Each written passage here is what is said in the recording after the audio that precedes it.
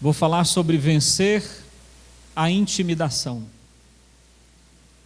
Vencendo a intimidação. Muitos de nós, quando somos intimidados, somos levados a fracassos, mesmo quando poderíamos vencer, porque temos medo. No texto que nós vamos ler, no primeiro livro dos Reis, do capítulo 20, até o versículo 13, do 1 ao 13, você sabe que o rei Acabe foi um rei que desagradou muito ao Senhor. Mas nesse texto, nesse momento da vida dele, ele estava tentando caminhar com Deus. Veja o que diz o texto. E Ben-Hadad, rei da Síria, ajuntou todo o seu exército, e havia com ele 32 reis, e cavalos, e carros, e subiu e cercou a Samaria, e pelejou contra ela, e enviou à cidade mensageiros a Acabe, rei de Israel, que lhe disseram: assim diz Ben-Hadad, a tua prata e o teu ouro são meus, tuas mulheres e os teus melhores filhos também são meus. E respondeu o rei de Israel e disse: conforme a tua palavra, ó rei meu e Senhor, eu sou teu e tudo quanto tenho também é teu. E tornaram a vir mensageiros e disseram: assim diz Ben-Hadad, enviei-te na verdade mensageiros, que te disseram: tu me hás de dar a tua prata e o teu ouro, e as tuas mulheres e os teus filhos. Todavia, amanhã a estas horas, enviarei os meus servos a ti, e esquadrinharão a tua casa, e a casa dos teus servos, e há de ser que tudo quanto de precioso tu tiveres, eles tomarão consigo, e levarão. Então o rei de Israel chamou todos os anciões da terra e disse: notai agora e vede como este homem procura o mal, pois mandou pedir-me as mulheres e os meus filhos e a minha prata e o meu ouro, e eu não o neguei. E todos os povos lhe disseram: não lhes dê ouvido, nem consintas. Por isso disse os mensageiros a Ben-Hadad: dizei ao rei, meu senhor, tudo que mandastes pedir a teu servo, farei, porém isto não posso fazer. E voltaram os mensageiros e levaram uma resposta, e Ben-Hadad enviou a mensageiros dizendo: assim me faça os deuses outro tanto, que o pó de Samaria não basta para encher as mãos do povo que me segue. Porém o rei de Israel respondeu e disse: dizei-lhe, não se gabe quem cinge as armas, como aquele que a descinge. E sucedeu que, ouvindo estas palavras, estando ele bebendo com os reis nas tendas, disse aos seus servos: ponde-vos em ordem contra a cidade.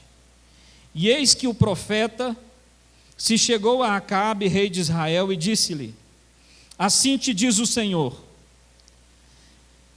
viste toda esta grande multidão?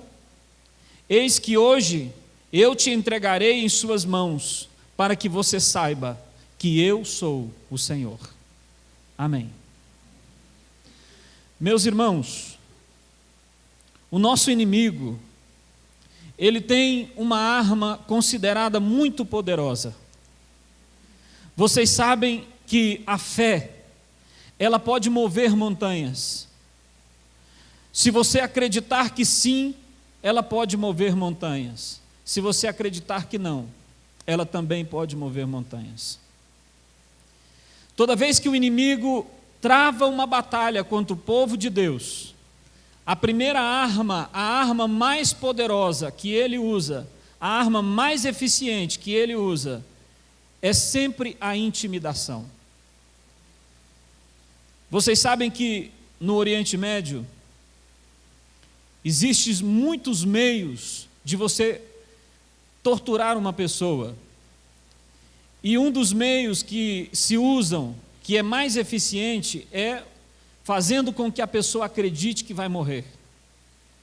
Se você prestar atenção nessas histórias que os soldados inimigos faziam, você vai perceber que eles pegavam os soldados, vendavam-lhe os olhos, e eles começavam fingindo que ia matar eles.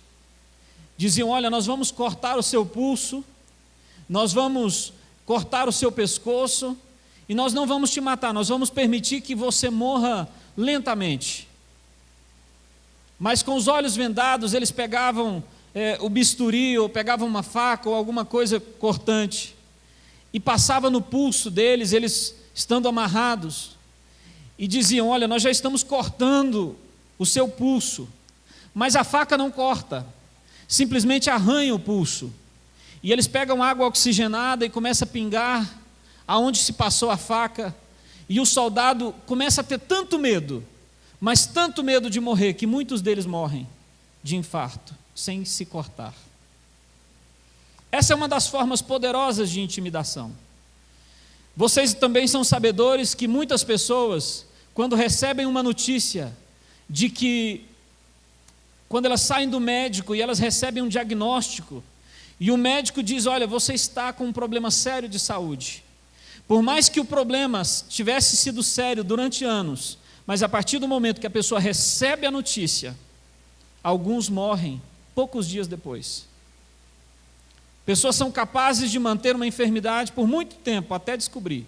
Depois que descobre, ela morre. A intimidação é algo poderoso. Se você acreditar que Deus está contigo e que Deus vai te dar vitória, provavelmente você vai ter vitória. Se você tiver uma fé capaz de mover montanhas, provavelmente as montanhas irão se mover. Mas existem pessoas que têm medo de tudo. E o diabo sabe trabalhar nessa área. Deus está aqui nesta noite tentando fazer com que você tenha fé.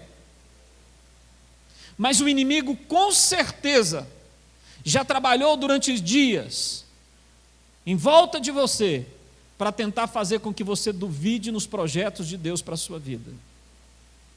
Nós temos geralmente o hábito de acreditar apenas naquilo que é palpável, aquilo que é visível. Se alguém te prometer: olha, você vai vencer, eu vou te ajudar, geralmente a tua confiança vai te dizer: olha, eu tenho uma esperança além de Deus, tenho um amigo. Mas se nenhum amigo te disser: olha, infelizmente eu não tenho como te ajudar, muitas pessoas desistem. Eu conheço pessoas que não tiveram coragem de se casar, porque se casou aos 16 anos, hoje a pessoa está adulta, já é idosa, e você pergunta para ela: por que você não se casou? E ela vai dizer: não, porque eu tive um relacionamento com 16 anos, e este relacionamento não deu certo, eu fiquei com tanto medo de acontecer de novo, que eu não me casei com ninguém. E o inimigo conhece essa fraqueza, e essa é uma das armas mais exploradas pelo inimigo. Você pode ter certeza que toda vez que Deus abrir uma porta para você, ou Deus te prometer algo, o inimigo também vai chegar em volta de você e vai dizer: não vai dar certo, não vai dar certo. Muitos de nós não vencemos porque não acreditamos que somos capazes de vencer. Você não vence por sua capacidade. Se você vencer, é porque Deus é contigo. O inimigo, nesse texto que nós lemos, ele vai provar que o que nós estamos falando aqui procede. Pelo menos Ben-Hadad cerca Samaria. E ele não cerca com o propósito de batalhar. Ele cerca com o propósito de intimidar, de mostrar o seu poder. Ele se ajunta com 32 reis. E olha, é claro que se você fosse rei de Samaria, e se você estivesse numa posição tão desfavorável, uma cidade contra 32 reis, essa é uma situação difícil. Mas agora Ben-Hadad, ele começa a mandar mensageiro, e ele envia uma carta com o propósito de servir para tirar a fé do povo de Deus. E nessa carta ele diz, olha, versículo 3: assim diz Ben-Hadad, a tua prata e o teu ouro são meus. É isso que o diabo está falando a respeito de nós. É isso que Satanás está falando a respeito do nosso país. Vocês estão em crise. Teu ouro, tua prata, teu dinheiro são meus. É isso que o inimigo quer que nós pensamos. Não adianta, não compensa, não vale a pena abrir empresas. Não é tempo. Você vai entrar na faculdade agora, como que você vai conseguir pagar? Estamos sitiados. E o inimigo está tentando nos intimidar. Depois ele diz, o teu ouro também é meu. Sua riqueza é minha, está dizendo ele. Você não tem mais paz na sua casa, não tem mais segurança na tua casa.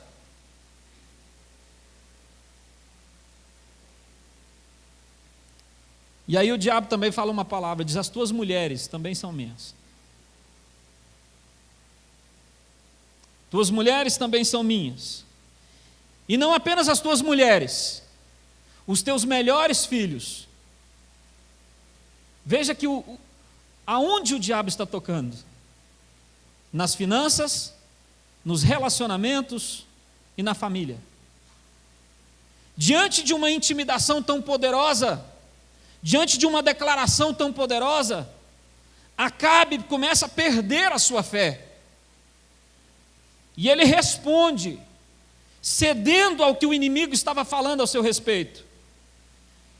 E no versículo 4, respondeu o rei de Israel e disse, conforme a tua palavra, ó rei meu, eu sou teu, e tudo quanto tenho. Veja que, primeiro, o diabo faz uma declaração profética usando Ben-Hadad. Depois o rei de Israel começa a olhar e começa a pensar, quem sou eu? Quem somos nós? Nós somos um povo pequeno, vivemos uma época de crise, a situação está complicada, é melhor eu desistir de batalhar, é melhor eu deixar para lá, porque afinal de contas, eu não vou vencer. O diabo já falou, as suas finanças, as minhas finanças agora são dele. O diabo já falou que o meu ouro, a minha prata, a minha riqueza agora é dele. E ele disse que a minha esposa também é dele. E ele também está dizendo que os meus melhores filhos também são dele. É melhor eu desistir. Eu vou desanimar. Vou desistir. E agora, o rei de Israel, o homem que era para ser o homem de Deus, ele começa a chamar este endemoniado de Senhor. Senhor, tudo que eu tenho é teu. Minha mulher é tua, meu dinheiro é teu, e os meus melhores filhos são teus. Nós não podemos aceitar isso, irmãos. A igreja do Senhor Jesus Cristo não pode aceitar isso, irmãos. Não existe crise que pode fazer o povo de Deus aceitar e concordar com um versículo desse, irmãos. Você está desistindo do quê? Pastor, eu tinha um sonho, mas este tempo de crise eu não vou realizar. Ei, quem é que você teme?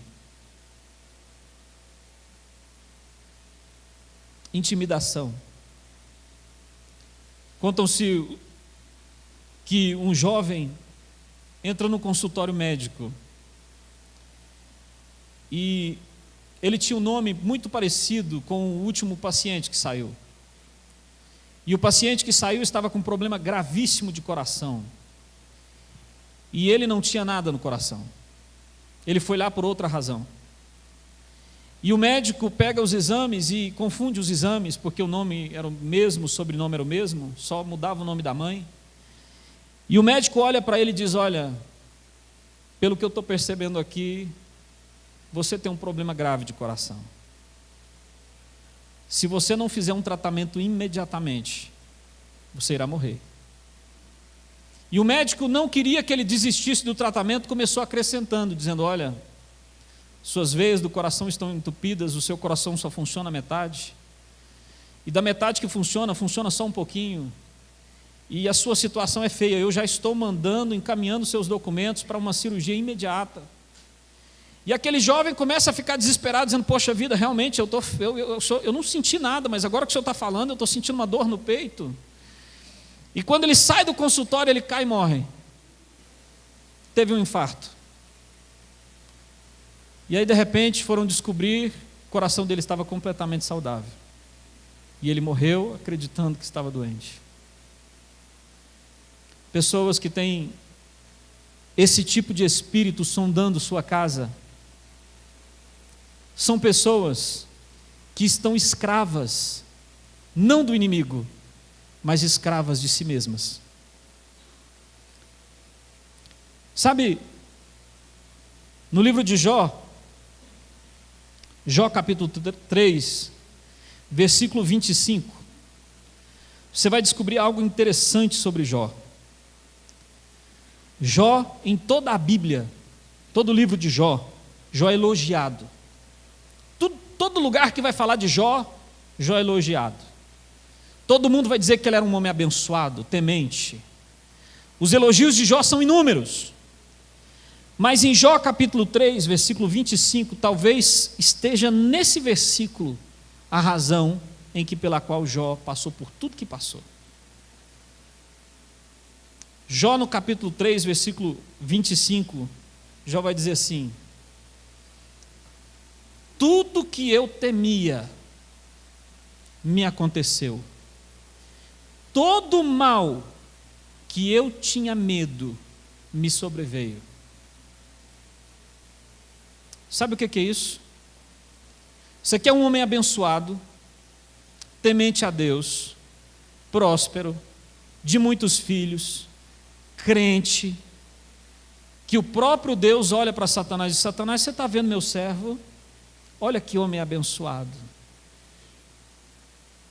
E agora Jó está confessando, dizendo: realmente eu sou abençoado, mas eu tinha medo. Medo de quê? Tudo o quê? Perder meus filhos. Medo de quê? Perder minhas finanças.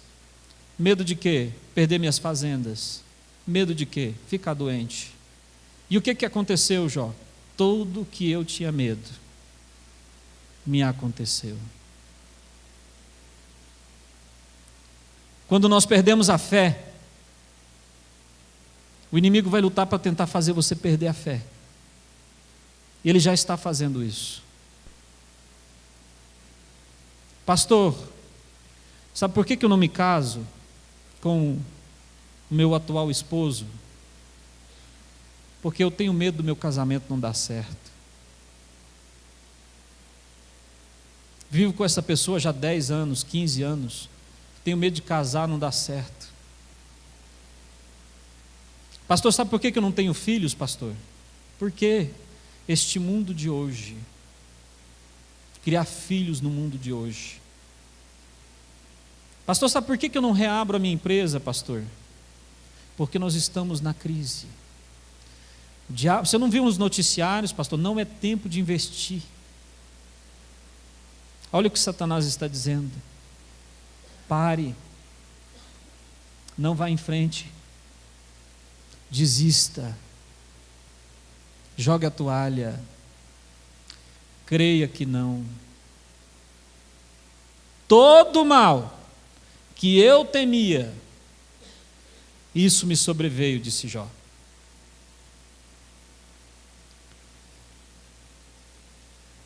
Ben-Hadad, ele faz ameaças longas, difíceis de se ouvir, difíceis de se acreditar. Mas sabe de uma coisa? Ele não é o primeiro a fazer isso. Se você for ler aqui, alguns capítulos atrás, nos livros de Samuel, você vai perceber que o diabo usa essa tática sempre com o povo de Deus. A única forma do inimigo te vencer, irmão, irmã, a única forma do inimigo te vencer é fazendo você crer que Deus não vai te abençoar. Lembra o que fez o gigante Golias? Passou em frente o povo de Deus, olhava para o povo de Deus, e a Bíblia diz que o povo de Deus estava vindo de um período vitorioso. O povo não havia perdido nenhuma batalha. O povo lutava e vencia. Aí o diabo pega um homem robusto, um gigante, coloca diante do povo, e este homem agora começa a fazer declarações proféticas. Ele começa a olhar para o povo e dizer: olha, no meio de vocês não tem nenhum homem que é capaz de me vencer. No meio dos crentes não tem ninguém ungido o suficiente para derrotar o que há em mim. Todos vocês são fracos. Eu sou experiente. Eu sou poderoso. E todos vocês são fracos. Ele fazia isso pela manhã. Quando era meio-dia, ele voltava com o mesmo discurso. E eu imagino, irmãos, que como todo bom crente, o povo de Israel, com certeza no início levantava as suas mãos e dizia: Jeová é conosco. O Deus de Israel é o nosso refúgio. Nós iremos vencer. Deus está conosco. Mas aí ele passou na hora do almoço. Depois ele passou a tarde. E ele veio no outro dia. E enquanto isso, Satanás ia lançando setas, dardos inflamados. E aí de repente alguém começava a pensar, dizer: eu estou com uma dorzinha no pé. Já pensou se eu enfrentar um homem daquele com essa dor no pé? Pensando bem o meu currículo, eu já venci muito, mas eu nunca venci um gigante. E se eu for lá e Deus não me abençoar? Eu tenho várias vitórias no meu currículo, mas um homem desse tamanho, eu não vou. E este medo começou a entrar no coração do povo de Deus. E de repente o povo de Deus estava lá, derrotado, sem lutar, simplesmente acreditando no inimigo. Essa é uma tática corrente, é o que ele sempre usa. Para pensar. Deus te prometeu o quê? Pastor, Deus me prometeu. Então vai em frente. Para de ouvir o que o teu inimigo está falando ao teu respeito. Deus me trouxe aqui nesta noite para te dizer: Deus prometeu, Deus vai cumprir. Para de olhar para o que o mundo está falando a respeito dos teus filhos. Para de olhar para o que o mundo está falando a respeito das tuas finanças. Para de olhar para o que o mundo está falando a respeito do teu ministério. Deus por acaso mudou? Vocês sabem que Martinho Lutero foi um dos grandes reformadores da igreja. Contam-se os historiadores que um dia Catarina, sua esposa, chega em frente a Martinho Lutero, vestida de luto, e começa a chorar. Diz: Martinho, eu tenho uma notícia muito triste para você, Martinho. Que foi? Deus está morto. E ele olha para ela e diz: mulher, falas como uma louca. Deus jamais pode morrer.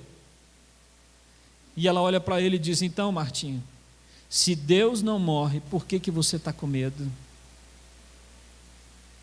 Por que você está temendo os teus inimigos? Eu te pergunto, Deus mudou? Não. Então por que você não está marchando?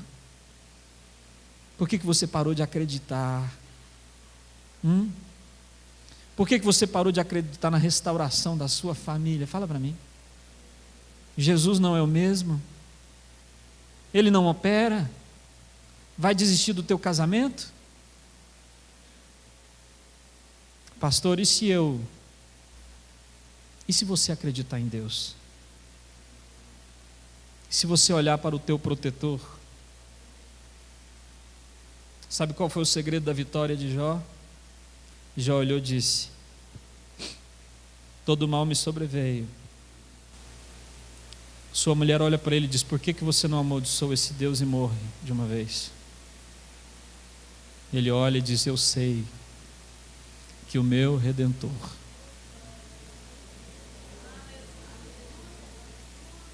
vive.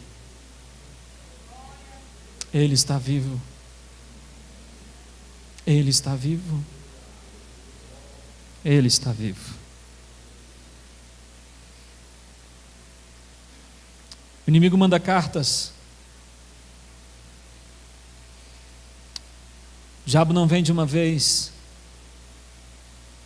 Primeiro ele manda dizer: você está sendo julgado judicialmente. Nós vamos tomar tudo que você tem. E aí você começa a pegar aquele documento e dizer: e agora? O que eu vou fazer? O diabo está falando que vai me vencer, eu não tenho mais forças. Não sei mais o que fazer.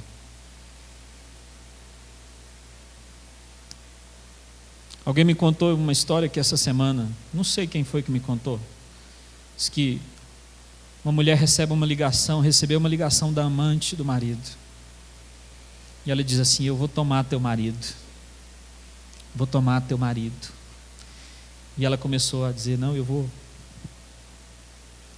Não creia no que o inimigo está falando a teu respeito. Sabe, o primeiro segredo do sucesso aqui desse texto, parece difícil acreditar, mas Deus deu vitória a Acabe, que ele reuniu os anciões, reuniu a igreja e disse: irmãos meus, o inimigo me cercou, me prometeu roubar minhas mulheres, prometeu roubar meu dinheiro, prometeu tocar nas minhas finanças, prometeu tocar nos meus filhos. E agora, irmãos? Os anciões olharam para eles e disse o que eu estou falando para vocês aqui nesta noite: não dê ouvido para o que o diabo está falando. Não dê ouvidos. Não concorde. Não aceite. Eu ouvi o testemunho de uma cantora famosa, evangélica, que o filho dela morreu. Vocês provavelmente sabem quem é. E ela disse que durante os dias em que o filho dela estava enfermo, ela orou todos os dias. Todos os pastores conhecidos foram lá e profetizaram a favor do menino. Mas mesmo assim, o menino morreu. E ela,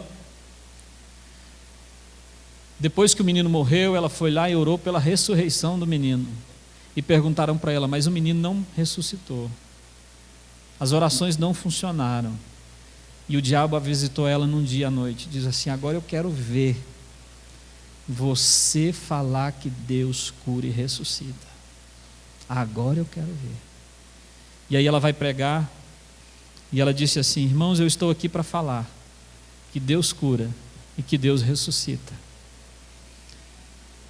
Eu sei que, disse ela, sei que vocês sabem que o meu filho morreu, que Deus não curou meu filho, mas Deus cura e Deus ressuscita. E eu vou continuar pregando todos os dias que Deus cura e que Deus ressuscita. Eu sei que você já bateu em várias portas, sei que você já tentou várias vezes. De repente você está igual Naamã: pastor, eu já mergulhei. E não foi só uma vez não, pastor. Era um rio sujo. Eu estava envergonhado, mostrando a minha lepra para todos os meus amigos. Está todo mundo vendo a minha vergonha, mergulhar nessa situação. Tentei uma vez, não deu certo. Tentei de novo, não deu certo. Por que eu preciso mergulhar de novo? Você está falando para mim que eu tenho que mergulhar de novo? Sim, essa é a palavra de Deus para você. Mergulhe novamente. Tenta de novo. Pastor, mas e se a porta não se abrir? Tenta de novo. Mas e se não der certo? E eu tentar de novo e fracassar? Tenta de novo. Quantas vezes? Quantas vezes até a porta se abrir? Tenta de novo. Quantas pedras você vai ter que lançar para o seu gigante cair? Quantas forem necessárias. Olhe para o teu inimigo e diga o mesmo que Davi falou para Golias. Davi olhou para Golias e falou assim: hoje mesmo, eu vou cortar a tua cabeça, e todos vão saber que existe um Deus em Israel. Como? Eu não sei. Não tenho armadura, não tenho experiência em batalha, não tenho a força que você tem, não tenho o poder que você tem, mas tem uma coisa: Deus está comigo e eu vou vencer, não é pelas minhas forças. E tem mais, disse ele: vão rir de você, por quê? Porque vão saber que você não foi derrotado por um gigante como você, vão saber que você foi derrotado por alguém como eu. Teu inimigo é grande? Maior é o que está em nós. Maior é o que está em você. E a palavra do Senhor para você é: eu estou contigo todos os dias eu estou contigo, até a consumação dos séculos. Sabe quantas vezes existe na Bíblia a palavra não temas, crê somente? 365 vezes Deus está falando para você: não tenha medo, não tenha medo, acredite, não tenha medo, não tenha medo, não tenha medo.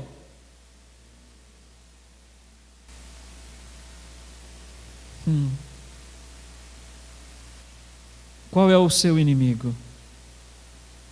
3 segredos para você vencê-lo. Primeiro, não dê ouvido porque ele está falando. Segundo, reúne a igreja, reúne os anciões, diga: gente, eu estou passando por uma situação. O diabo está tentando tomar meu casamento, está tentando tomar meus filhos, está tentando tocar nas minhas finanças, me ajudem, o que eu faço? Terceiro, creia na resposta de Deus. E a resposta de Deus para você hoje, Deus vai entregar este inimigo nas tuas mãos, para você saber que existe um Deus em Israel.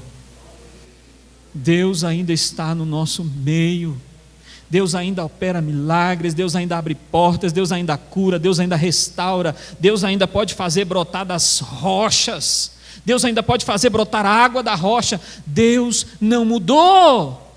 Não mude você. Vamos nos colocar em pés.